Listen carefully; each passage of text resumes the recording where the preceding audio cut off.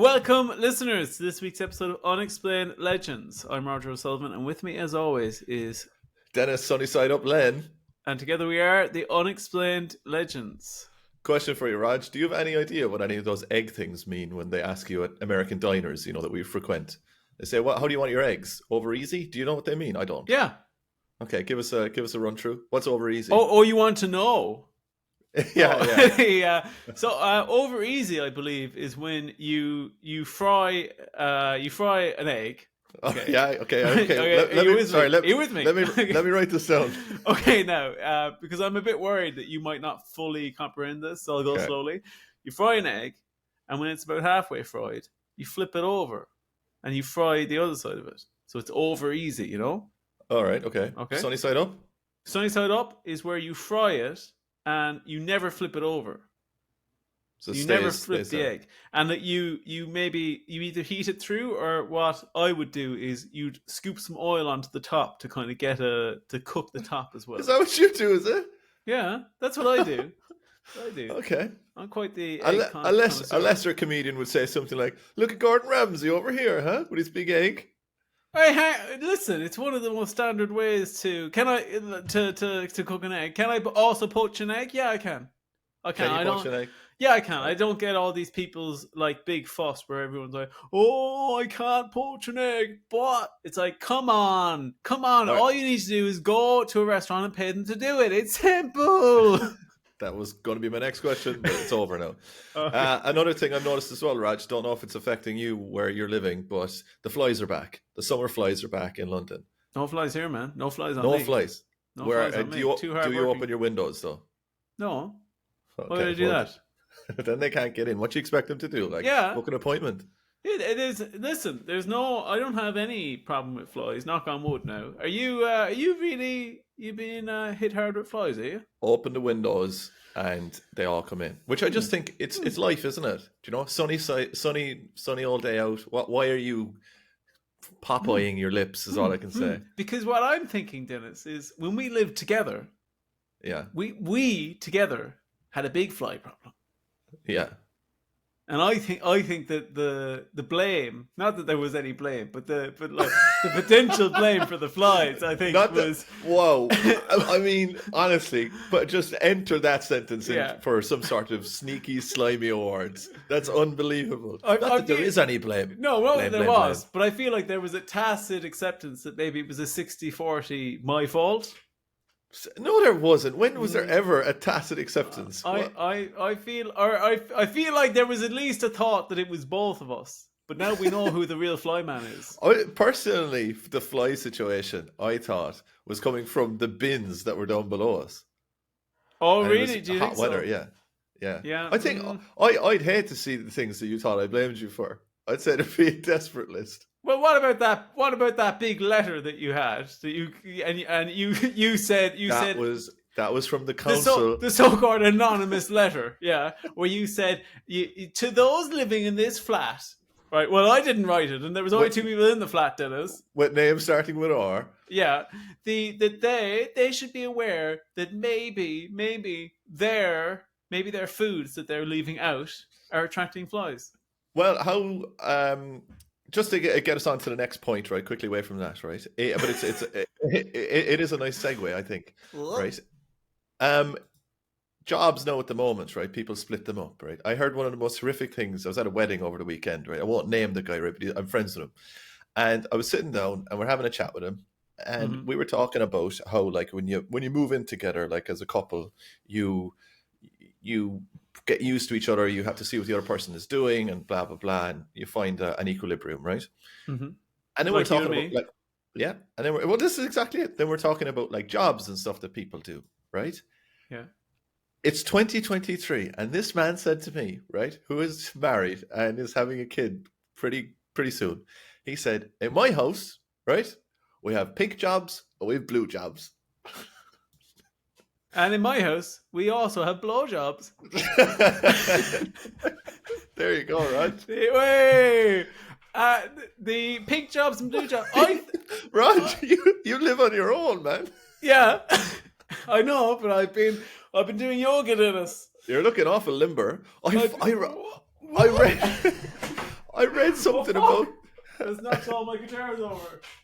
I read something about this actually the other day. It was some guy saying that it was basically like a public service announcement, like a warning to people to say, "Look, I've managed to do this." He said, "I've managed to suck myself off." Oh. But he said it's not what you think it is. It doesn't feel like someone else doing it. He said it just feels like you sucking your own dick. When you think about it, it's like, oh yeah, I suppose it would. I can't name this person. Michael Jackson. No, but I know somebody who once successfully did this. Yeah. And what he used to say is it's way more like sucking a dick than being sucked off, which is exactly what you've just corroborated.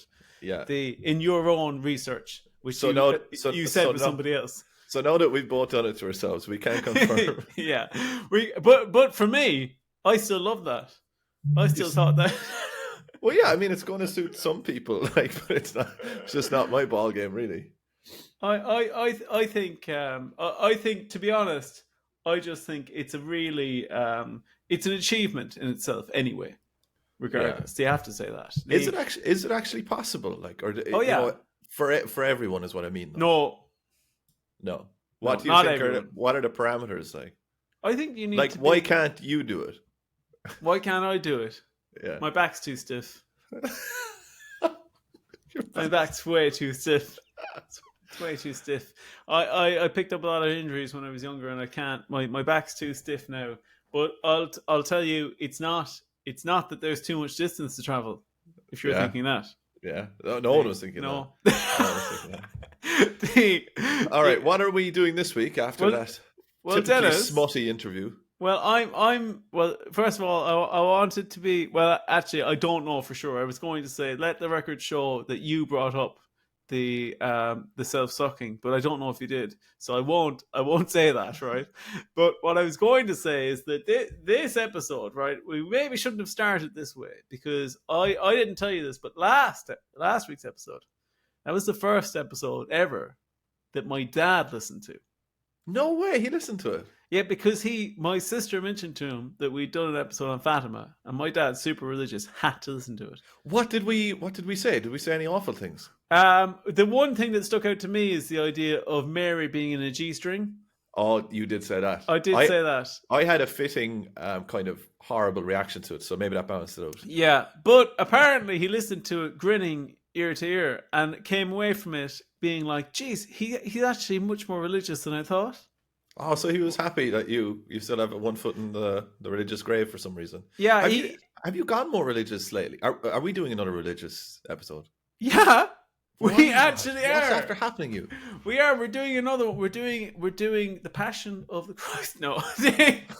This week, Denis, right? I thought we got such a good reaction from last week's episode. A lot of people messaging in.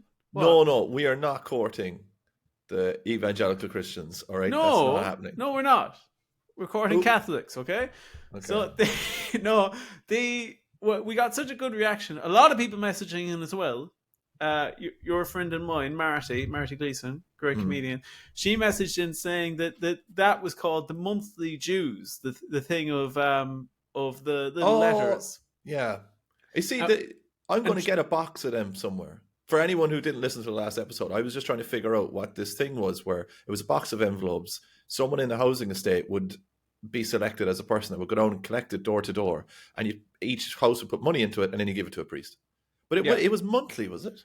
That's what Marty said. And then there was also another person who I'm just going to check up on my phone now to see if I can confirm nor deny who the other individual who said. You see, I kind of remember it. It was around kind of an Easter time. It's so bizarre as well. I mean, what did priests do when people just stopped giving them money? Oh, I'd say they were in big trouble. It actually, John, it brought back a memory for me, again, which I don't think I've ever told you, is that when I was younger, right? You won't believe this, Denis. I think you'll dine out on this, right? When I was younger, I was an altar server, right? Mm-hmm. I think you know that. I was too. Yeah, I've always had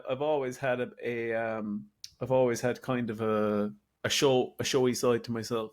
So obviously, I wanted to be up in the fray. I was always like, why is everyone else doing that? Like, I want to be the center of attention. So I was an altar server, and one day when I was doing altar serving, it was actually my first ever altar serve. I rang the bell at the wrong time.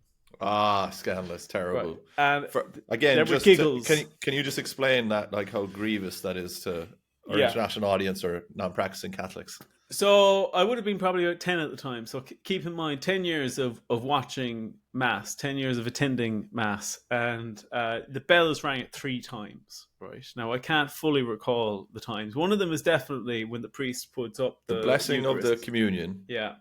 The wine as well, I think, does it ring for that? And it's to symbolize that the miracle that's happening, where it's transubstantiating into Christ, I believe. Where we're actually, it is. It's where we're actually eating Jesus Christ's flesh and blood, like vampires. You give it a little lick as you're eating it, right? And he goes, "Oh, I'm ticklish there." Like before the bell, wafer. After the bell, human flesh. And it's always like, it is like Pavlov's dog when it goes off. Because you're like, oh, Mass is almost over. Yeah, you'd see people when the bell goes. You see people biting each other's arms and stuff. Yeah, because they just be so flesh hungry. But I rang the bell at the wrong time, and there was giggles around the church. Right, giggles. Did the local newspaper man come in and take a picture of you? Oh my God, man! It was like, it was a local scandal people were talking about it. But I'll tell you what: the minute Spotlight came out, the Boston Globe came out with that expose, I was like, who was right now? I respun it as it was a protest thing. Yeah, it was a protest without you knowing it at the time, which is unbelievable. I'm telling you, similar story, right? Similar story. I was an altar server. I received very bad training, right? That is not a euphemism, right? I received very bad training. Because, this priest, Father Murphy, right? I've changed his name. It is still quite close. Yeah. But he's actually it has Father to be very... He's Father Murphy. But, wait. I'll change his name. It was further Murphy. This Father Murphy guy, he was training me, and he just seemed like he wasn't interested, Yeah. Again, good. Yeah, thank God. Right? But I did a couple of masses, didn't really know what I was doing, didn't have a lot of confidence. Had a couple of other cooler altar servers there who thought that they were the bee's knees and stuff. Weren't really giving me any direction, right? I was very nervous, like, going up doing it. And then I said, no, like, this isn't for me. Like, I haven't received the appropriate training. I'm out, Parents obviously devastated. But I said, no, I'm out of this. Like, I'm not doing it, right? I swear to God, a couple of weeks later, Father Murphy runs off with a woman's family. Nice. Yeah, not her, the family. No. What? No. Runs off with this woman. They had about 70 kids, and left him. And that's why he was so distracted, because he was adultering. That's actually, at the time, that would have been such a scandal. But now you're like, he was one of the good ones. Yeah, I suppose he picked his. Actually, do you know what? Let's keep going. Yeah. What are we doing on today's episode? Well, this week, Dennis, we're doing, like I said, I thought we talked about religion last week. Our first properly religious episode. What's my other favorite topic? Divorce. No. Come on. Apocalypse. On the podcast. Aliens. Yes. So I thought, what if we were to merge those and we were to do an episode on an alien religion? Yes, absolutely. I'm down for it. It is Protestants. Yes, yeah. Those freaks. Those web-toed freaks. This week, Dennis, we're going to cover the religious movement of the Raelians. The Raelians, okay. The Raelians sound like a family that live in a small town in Ireland, who no one really bothers with because they're a little bit dodgy. But I assume that these are more intergalactic. Yes, they're very... Listen, I went in skeptical, but we'll see as we go through. I'd be very interested. I think they have some persuasive things. Can I just ask you before we get into the lame stream? Yeah. Where'd you get this from? Like, have you heard of the Raelians before? I'd vaguely heard of them, and I got a message from a friend. For the love of God, you got a message saying, "Join the Raelians." No. I got a message from a friend that just said it, just like one sentence. This goes, "The Raelians, my God," and I thought, well, I'm in. How did you know that it was the that that's what it was? Did you just Google it? Like when you Google it, did you think this is conspiracy related? I think I'd come across them before, and I was like, okay. Like I thought, well, do you know what? Well, actually, you'll learn throughout the episode. So I think on the back of that, we should crack on with the latest stream narrative.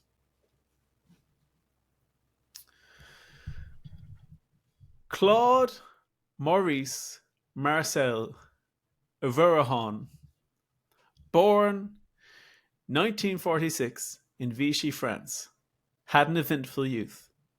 At the age of 15, he ran away from boarding school and hitchhiked his way to Paris.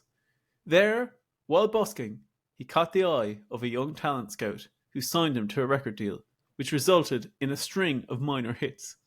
I'm sorry, Roger. Sorry to interrupt, but no one could have guessed that was going to be the intro. No one. No, you don't think so? How is this guy going to be connected to an alien religion at this stage? I think sit back, and I think you'll like what I've done here, right? Right. So his contract resulted in a string of minor hits, making him somewhat of a local pop star. Not content with this, however, he left the music business behind and used his money to enter the world of motorsports journalism, eventually going on to create his own successful motoring and lifestyle magazine called Autopop. Very French name there. Autopop sounds like the magazine that you would cover when you're learning French. Autopop sounds like what we were talking about earlier. By any metrics, this was a successful and eventful life, and Claude may have believed that his wild days were behind him and he would settle into a comfortable life as a magazine tycoon. However, a comfortable life as a magazine tycoon. Yeah, we've all dreamed of it. Have you ever dreamed of becoming a magazine tycoon? We've all thought of it, fucking magazine tycoon. Good question for you, actually. I don't know if I've asked you this before. What did you want to be when you grew up? Like, let's say when you were 12, not when you were like 6. Architect. You wanted to be an architect, okay? Yeah. You did. All right, let's actually minus 6 years off of that. When you were 6, what did you want to be? Architect. I'm not messing. I wanted to be an architect. When you were 4, what did you want to be? Always wanted to be an architect. 2? Architect. 1. Architect. When did you want to become an architect, or why did you want to become an architect? When you were 5. Genuinely, I always wanted to be an architect or a builder. Oh, well, that's 2 different things. Well, no, they're very similar. They're not. Ask a builder. They're definitely not. They're. Where did you get the architecting from? I think what it was I come from a big building family. Builders and farmers. That's what everyone in my family pretty much is.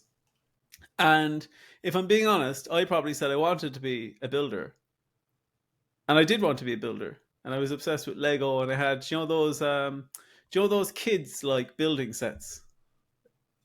Well, it's like a tool bench. It's like a kid's tool bench, but it's like yeah. Yeah, I was obsessed with those. Had one of them, like all that stuff. And I think my mom just thought, well, I might be able to get a bit more out of him if I just nudge him in the direction of architect. Ah, yes. All right. Yeah. Okay. So it's kind of a parental guidance there as well for monetary gain. Having said that, though, I'm not messing. I genuinely. So actually, do you know what really gets to the root of it? I'm messing around a bit there when I said my mom nudged me in the direction. I think it's because I largely was raised by Discovery Real Time.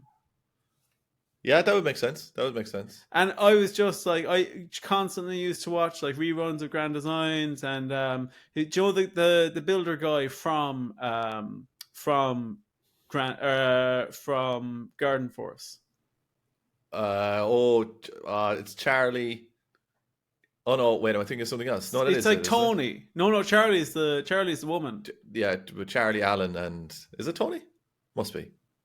I don't know. I can't remember. But basically, I'd just be obsessed with watching like all those things on Discovery Real Time, and that Discovery Real Time was the YouTube of its day. Yeah, it was. Where you would just watch mental stuff like that. And that's why I wanted to be an architect. But it's not a very funny story, unfortunately. Sorry. No, I just think it's interesting. What did you want to be? The president of America. Really? That John, that fucking checks out. Yeah. That checks out. You still want to be that in many ways. I don't know. I think it's kind of been sullied, you know? Oh, Like, really? I was, Oh, yeah. you know, like Nixon made a balls of it.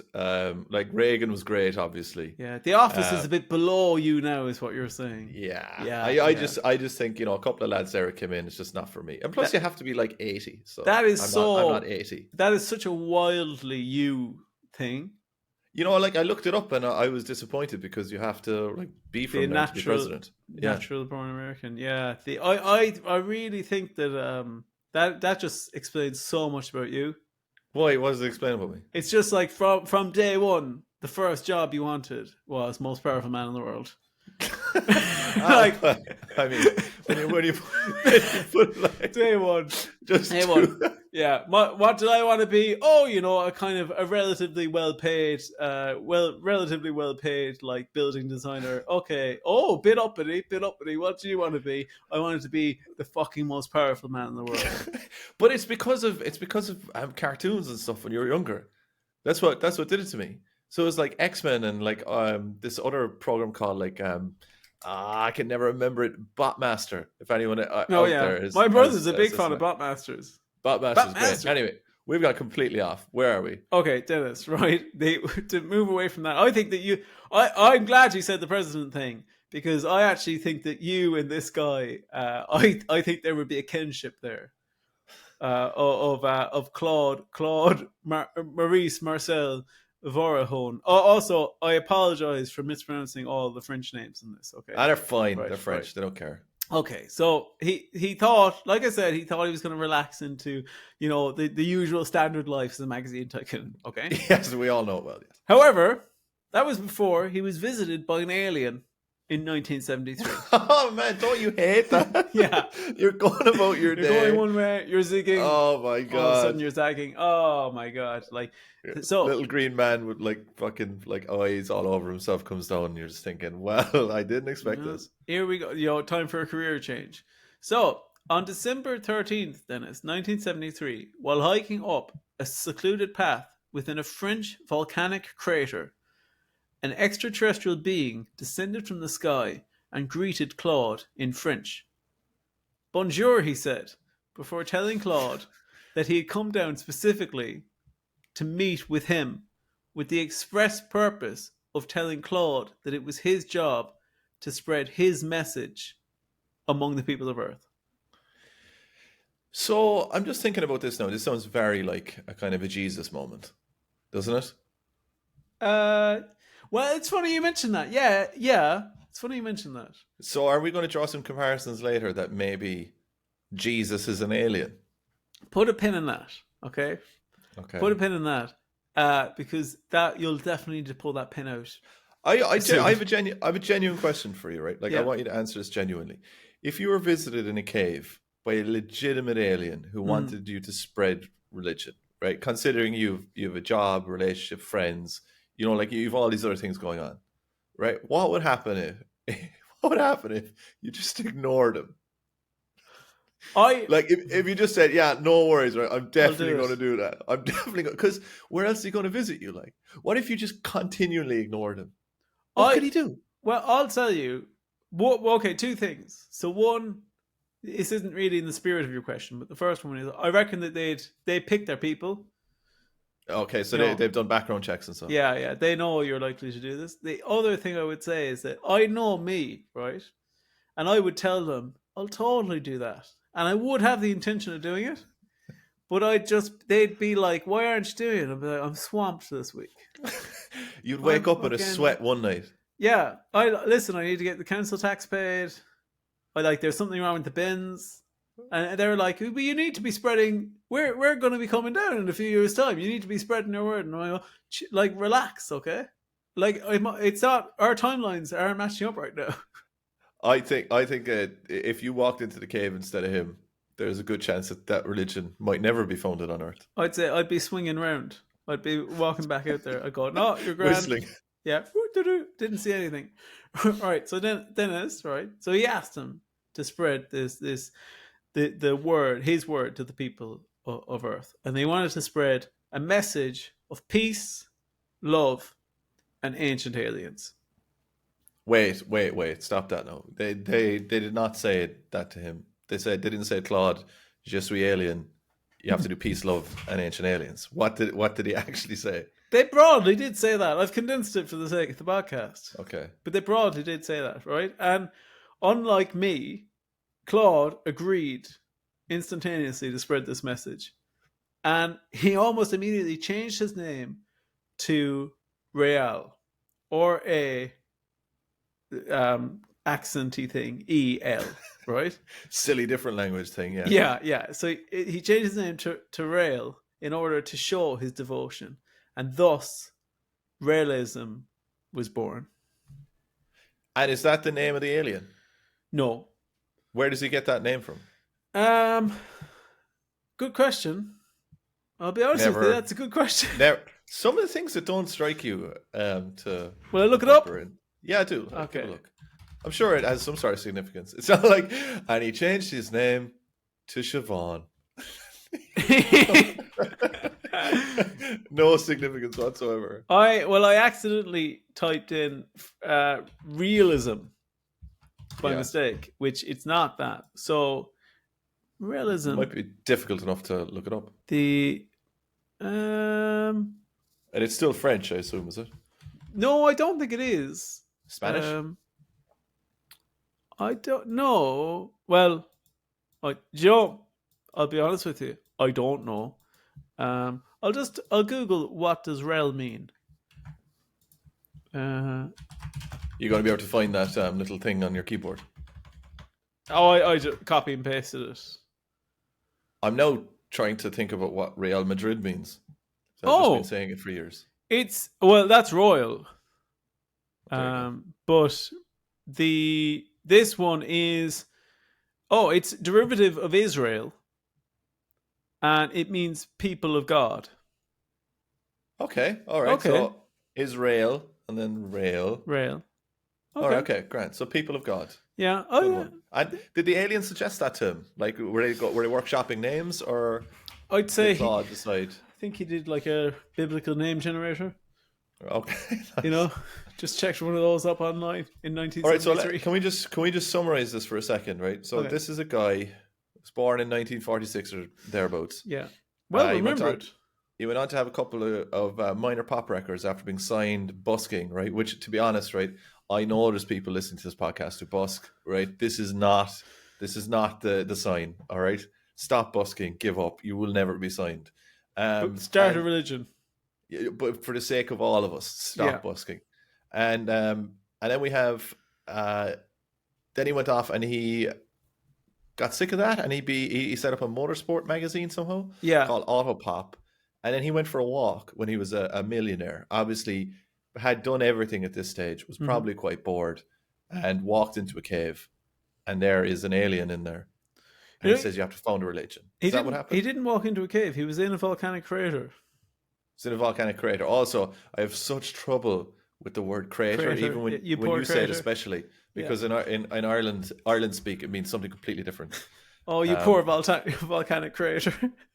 It means basically, what would you say? Like a poor chap, like a little mouse or something, It's very hard to describe. Yeah, it's like something so pathetic you'd take pity on it. Oh, I don't know, does it mean pathetic? It does. I think it does it. I think it just means if someone had a bad day and things went wrong for them. It means pathetic. It means like compassionate pathetic, You're caustic sometimes. Why? You're searching your mind for every time I've called you or somebody else a poor creator now. Yeah, it's like you pathetic prick. Yeah. You telling your parents you want to be president of the United States of America. Oh, you poor creator. I'm thinking back on everything. All right, so they walked into the volcanic crater.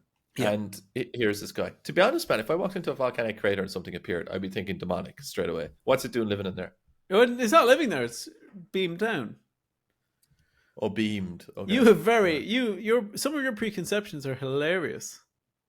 Oh, really? Are they? Why are they hilarious to you? Oh, sorry, I don't have as developed alien palate as you do. This intergalactic alien has dug himself into the ground. He's just limping out. Thank God you're finally here. This is the exact reason why it's hard for people of normal dispositions to get into the UFO community because you gatekeep like this, you know, and you make us feel small. I'm not gatekeeping. Listen, you locked that gate yourself. I just can't believe you had such a silly preconcept. He's there in a tent. Waiting for this guy to come in. He doesn't need a tent, it's warm enough. He was beamed down, Dennis. Get with it, right? So, Dennis, the good news of Raelism was shared by Rel in his book Le Livre que dit la vérité. Okay, I'm going to translate it. What is it? Go on. Give me Le Livre que dit la vérité. The book of Truth Speak or something? Not far off. It translates as the book that tells the truth. Okay, yeah, close enough. Right, so it claims that advanced scientists from another planet with 25,000 years of scientific advances created all life on Earth through DNA manipulation. These scientists were called Elohim, or those who came from the sky. Through the years, they've sent around 40 prophets to Earth, including Jesus, Buddha, and Muhammad, among many others. I think John the Baptist is in there too. But their teachings were distorted and confused at the time due to primitive humans who received them. Furthermore, they claim that many of the stories in the Bible and other religious texts are merely confused readings of actual Raelism events, such as the story of Adam and Eve being a confused idea of man being genetically created by Elohim in their own image. Sure, it's easy to mix that up though, isn't it? It makes a lot of sense when you hear it like that. When it's put in simple terms. Well, then where does the talking snake come from? What's that? Is that a scientist? That was like a that was just a talking snake. That actually was just a talking snake. Everyone was a bit surprised. The scientists are there watching the screen, just going, "What the fuck is that? What the fuck is that? Why is it giving him that apple? What is that?" No, that was actually like a periscope. Oh, okay. Yeah. Oh, I have to say, periscopes that ignites something in me. I absolutely love periscopes. Oh no, I agree with you. As a kid, getting a periscope was like, you were like, the things I'll do now. They've been holding back my military advances for long enough. Now I can look over every wall. Yeah. Periscopes were unbelievable. I wasn't as into kaleidoscopes, but I absolutely love periscopes. I remember it's like unlocked some sort of memory for me, but I was in maybe Smith's or something, and there was a fucking really good periscope in there. Like a really, really good one. Not one of these like shithole. No, you could look over big walls with this thing. But I remember, obviously, my parents were like, "You can't get that. That's the stupidest thing in the world." And I'm like, "I can't live without this periscope." But then, like you said, practically, what are you going to be using it for? I think it was just a feeling of making you taller or something. I'll put this to you. All right, I'll see your periscopes, and I'll raise you metal detectors. Oh, have I got a story for you? Oh God. My dad had some sort of midlife crisis, right? He had a few of them. He got mad into metal detecting, and he bought an unbelievable metal detector. Nice. Like a proper one. Frustratingly enough, I was never allowed to use it when we were on the beach. It was very, very annoying. But we used to go on the beach, metal detect, and I'm going to give you 3 guesses to guess on the beach. You will be able to think about this, right? Or any kind of area where there's a lot of people. Guess 3 guesses. What was the most fun thing? Every single time. Like every couple of feet you find it. Bottle cap. I'll give it to you. It's exactly that, but it's actually the ring pulls. Oh, that's interesting. Ring pulls fucking everywhere. And you'd get excited like it was treasure every 2 seconds. But the weather in Ireland is terrible. There's 2 things that my dad used to make me do, which I absolutely hated, right? Going metal detecting in a beach when it's raining, right? And not being allowed to use the metal detecting thing, just allowed to dig up ring pulls. Yeah. And the other one, visiting graveyards. With metal detectors? No, we couldn't do it with metal detectors. We got in so much trouble for that. Graveyards and metal detecting. That's what my summer holidays were. I have a fan theory for you about your dad. Is that pond that's in your back garden, that actually was just him covering up something that he attempted to find with the metal detector. So you think that there's an ancient Indian burial ground in my backyard? No, I think realistically your dad heard a beep and was like, "Oh my god," and dug all night long, and only to find out it was like a water pipe. And then to hide his embarrassment was like, "I'm making a pond." And like, covered it up I covered it up. And actually, maybe he even dug through the water pipe, and that's what filled the pond. That's what eternally fills the pond. Yeah, and that's why he was so worried about you puncturing it. Is that was the fine balance, keeping your water pressure in check. And that's why whenever we put fish into it, they swim down the hole and they're gone. They end up in my neighbour's bathroom. So yeah, or we can't get into this. Or being attacked by spawn. That's a very long story. Yeah. So right, I think metal detectors they're coming back. That should be one of our goals. Is with the Patreon money is buy ourselves a metal detector. I could just get his one. It's unbelievable. I should just get it off him. Sounds pretty good. But anyway, Dennis, to get back to Raelism, right? The Raelian religion has much more to its belief structure than simple ancient aliens, right? They do not believe in a traditional god, but they do believe in intelligent design, claiming that all humans were designed and created by the Elohim originally. They also believe in a tenet called everything is in everything. Right. Now, this essentially means that they believe that the universe is contained within a single atom of a larger universe which exists above ours. And then that universe is also contained within another atom, and so on and so on and so on. I couldn't really figure out why that was so important to them. What's the point in that, though? That's what what is the point in infinite universes and stuff? I don't even get it. Like, as in, what's the point? Why didn't we just have one? I think I think the reason why it's important to them is because it's saying that within us, there are billions of universes within us anyway. Is it just trying to kind of ratchet up our importance as humans? Do you know, so when you're outside as like some peasant, just like, you know, working for some king or whatever, that it just makes it better. Do you know what I mean? I think is that all it's really doing? I think that's part of it. I think that they were just. Wait, does that mean if we die, that millions of universes are destroyed because the atoms as themselves are, you know, in a certain, like, is there universes in like the coffee table? Well, yes, there are, but I wouldn't think too hard about that, right? Because they do believe in reincarnation, but given that they don't believe in like an eternal soul or anything supernatural, they believe that what happens, reincarnation is just done by putting DNA memory into supercomputers and then cloning. Oh, right. Cloning you. So you're saying that if they just decided to stop doing that job, a life would end? Yeah. I think so. Because I assume it's automated. I'm sure they don't have to like clock in and clock out. But here's a fun one for you. I don't think it is automated. Actually, I do think they'd have to intentionally do it. But their calendar starts on the day that the bomb was dropped on Hiroshima. Their religious calendar. Surely coincidental, though, I assume. Yeah. No. Because they believe that that's when the aliens started taking interest in humans. Because of nuclear activity, which we have learned in Rendlesham Forest episode. If you want to go back and many others. So essentially, they created us, and they're like, oh yeah, they're all fine, like, you know, a bunch of sea monkeys, and then all of a sudden turned around and were like, oh shit, what's that? I don't know what it is about that theory, but I think that is one of the coolest things that we've talked about in the podcast. Where, as once we get through the gate of nuclear activity on Earth, it sends signals out to all the other, like, let's say, I don't know, galactic police or whatever, that they're like, oh shit, they're after getting nuclear power. Like, it's like the equivalent of when somebody in your school gets a BB gun. Yeah, it is. And all the parents are like, watch out.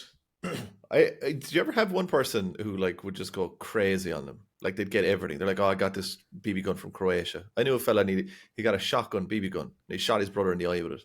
Oh shit! Oh my god! You can see the red mark in his eye. I know somebody. I won't say who they are, but they were really into airsoft when they were younger, And they only found out recently that the airsoft gun that they used to use routinely was like wildly illegal.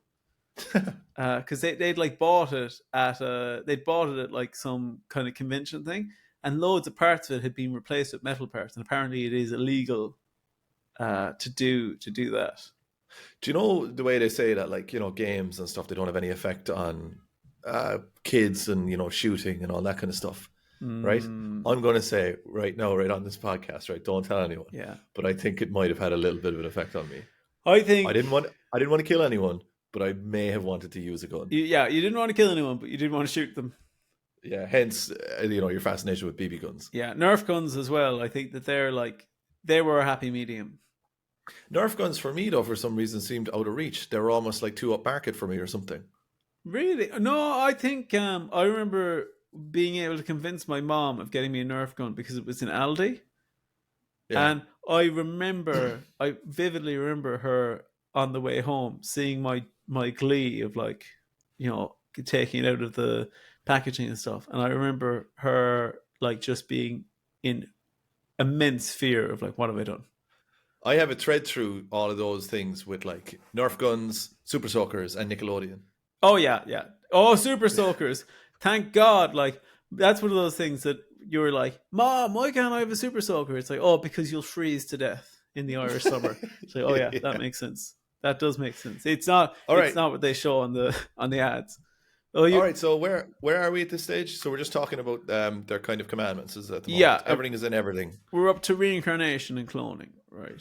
So they have a big focus on cloning within their religion, and in fact, you might not believe this, but they claim that they've successfully cloned a human child.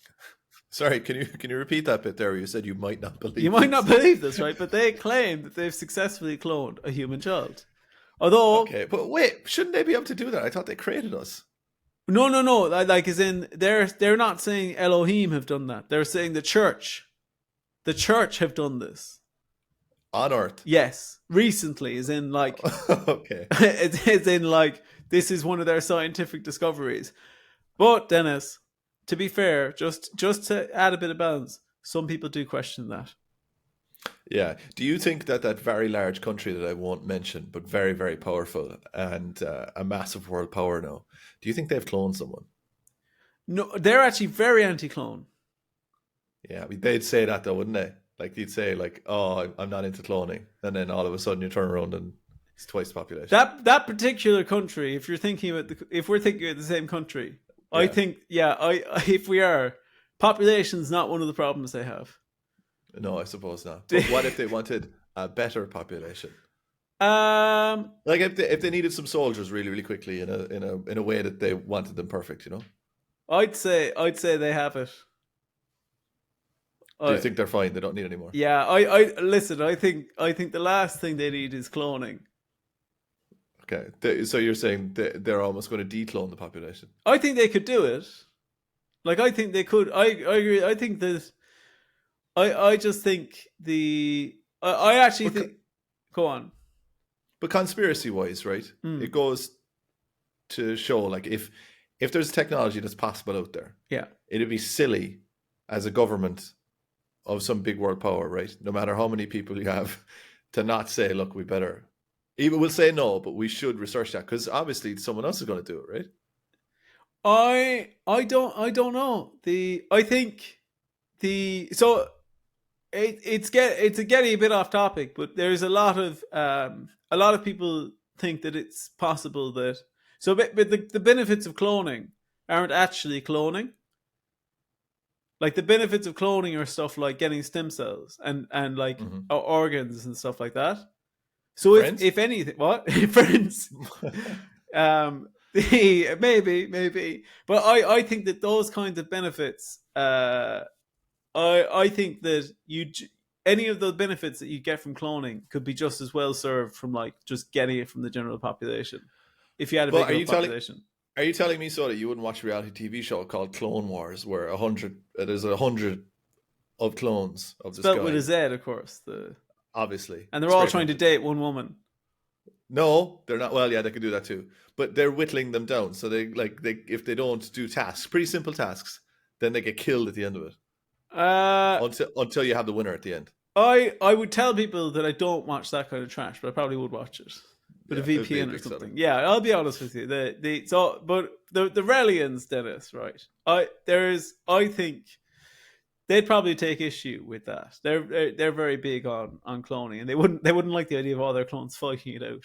I think, but a good deal of their cloning, right, and all of this stuff is based around preparing the Earth for an eventual extraterrestrial judgment day, when the Elohim will reveal themselves to the public, and they're doing this, okay, by preaching anti-war, sex positive. Preaching anti-war, sex positivity, and the virtues of a political system they call geniocracy, which kind of ties in line with what you're talking about in terms of cloning, like particularly good people, or like trying to clone perfect people, because geniocracy, essentially, it's a political system where you can only vote if you have a certain IQ or if you're of a certain level of person. Oh my god! Yeah. All right, so this has suddenly gone into Nazism, really, hasn't it? Well, like geniocracy sounds like a very nice term, but if we just think about, the boys in World War II, so I don't agree with them on this. Right. I mean, thanks for pointing that out. Right. I just want to say that I don't agree with them on a lot of things. Okay. Can I just say as well, I don't agree with it as well. Just in case. Well, that's funny. You followed me on that, but so right, your association you drew there, I would say put a little pin in that for a second, okay? Okay, all right. But this is strange though, because this is like using a word from is connected to Israel. Yeah. Well, I know they want genetically selected people. Well, listen, right? It's just let me get through this next paragraph, because it will answer and raise an awful lot of questions for you. Okay. Part of the extraterrestrial judgment day would include resurrecting through cloning every single person who'd ever lived and judging their lives, including specifically resurrecting Hitler and putting him on trial for war crimes. Okay. That's specifically in their doctrine. Right. The sex positivity would also play a part in this judgment day, as they have a female-only group within the church called the Order of Angels, who are preparing themselves to be the consorts of the eventual visiting Elohims. Okay. And what does consort mean then, Raj? I would say kind of, let's just say, to be a bit PG about it, let's just say very good pals. Okay, and does all of this stuff then just come out of Claude's head? Is kind of Denis, Rael, please. Rael's head. Apologies. Yeah, I would say, well, no, because he was told to do this by Elohim. So this is a religion that's preaching peace, love, and ancient aliens, but also you have to be of a certain IQ, certain genetic testing. He's going to bring back everyone, kill them if they're not worthy. Yeah, bring back Hitler, put him on trial for war crimes, but then also do half the things that he was doing. Well, yes. Kind of. Well,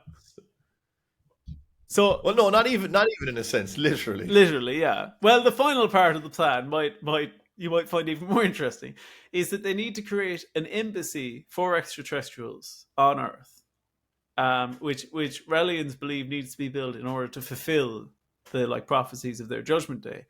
And they initially considered building this in Israel, but this seemed unlikely to happen, as the logo of the church resembles a swastika within a Star of David. Oh, for fuck's sake! But I bet you they're saying it's not. It's like the Indian thing. That is what they're saying. But get this right, they did actually change their logo, and there are apparently now plans instead to build the structure in Lebanon. Okay, but no, it's just Hitler's mustache. It's just a vague picture of Hitler. Yeah. That's all it is now, is just like a silhouette of him. I'll show you both the logos in a second. But despite having thousands of followers around the world, Dennis, to this day, the Raelians and the true nature of the religion remains unexplained. So, I mean, Raj, I didn't expect that to happen towards the end, to be honest. It seemed far more whimsical than where it went. It is quite whimsical outside of the logos and the kind of the logo teachings. Yeah. and the genetic thing. All right, so just to sum it up, for everyone listening at home, we've got a rich guy who went into a volcanic crater where an alien was beamed down, not living there, beamed down, gave him some messages to preach peace, love, and genetic testing. Eventually, they're going to bring everyone back, kill most of them because they're not going to be worthy. Put Hitler on, well, they say they're going to put him on trial, but who knows what they're going to do with him. Well, we don't know the outcome of their trial. I think that's probably a very important part. That's very sneaky on their part, in fairness. No, we're going to put him on trial. Everyone's like, okay, cool. Listen, we were as surprised as you were. That's not guilty. No. And then their logo is very troubling. You should look up their logo now, I would recommend. Okay, I'm going to look it up. So this is the real church or something? The rallying logo. And definitely don't share it on the screen. No, I won't. Okay, no. So oh my God. Okay, yeah, it is a Star of David, and it does have a swastika in the middle of it, which is obviously a very troubling sentence. But the newer one is, you can probably see as well, and that's a bit more pleasant. Is that the one where it's just aliens? No, it's like a swirl in a star. So did you just look up Raelism logo? I'm on the Wikipedia page. Look, it just says here, a woman on a bed adorned with the Raelism symbol. Yeah, I've seen that picture too. But I do see the swirl. No, but the swirl is just like, everyone knows what was there previous to the swirl. Do they? Yeah, they do. Well, I mean, they don't if you haven't seen the original one. So at least they've made some efforts there. So we're I think we'll just have to quickly rush through the theories very quickly, and I'll get your opinion on them. So I really only have 3 theories for this one, Denis, which is the first one is that it's true, happened to him. Yeah. Again, I just feel that the theories should be more what's like. That's kind of more an option, isn't it? Do you know what I mean? Well, it's a theory. It's a theory that is true. It's true. It's a stretch. Yeah. The second theory is that it's some kind of like scam cult. Okay, all right. Yeah, I'm kind of more warmer to that. You're getting warmer. Okay. And the third theory I have here is just that he's mental. Yeah, again, very good one as well. So cold, warm, and warmer. So have you, going away from this, Denis, how do you feel about the Raelism movement? Not delighted with them, to be honest. No. If there's anyone out there who's part of Raelism, please stop listening to the podcast and never email us. I just didn't see it going this way. Fascinating, though. Never would have heard about it other than this. I hope no one from this podcast looks it up and joins them. You will be excommunicated from our Church of Unexplained Legends if you do. But just a couple of questions. Is this still, like, this is happening today? Like, this is quite new, is it? Oh, yeah. This guy's still alive and stuff? Yeah. He's still, what a lot of people say about the church is one of the things that's so good about being involved in it is to be in a church where the prophet is still living. Okay, yeah, I suppose that is a bit of a boon for the church. Yeah. Not like you and me with the old dead Jesus. Dead Jesus. Well, he said he's coming around, didn't he? He's meant to call back to us, I think, at some point. Yeah, I think he will. I think if he'll have a thing or two to say about these Raelism boys. All right, I think it does it for this week. I've been Denis Len. You can find me Denis Len 3D. More importantly, though, if you want to send us any messages, follow us on Instagram, Unexplained Legends. Send us some messages, or else you can get us an email, unexplainedlegends@gmail.com. Over there, with all the guitars behind his back, is at Roger O'Sullivan. You can find me at Roger O'Comedy on Instagram. And I want to do a shout out. The other person who sent in about the monthly dues and the collecting the money was Tristan.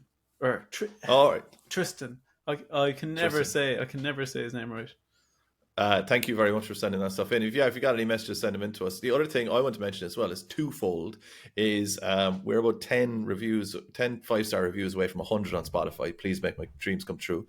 And also, we're going to be launching some content on Patreon, which is called the Den Files, where I'm going to bring some stuff to Roger, and we should have an episode of that up actually quite soon, I think. But if you want to get on Patreon and get some extra content and support the podcast, so we can buy spaceships.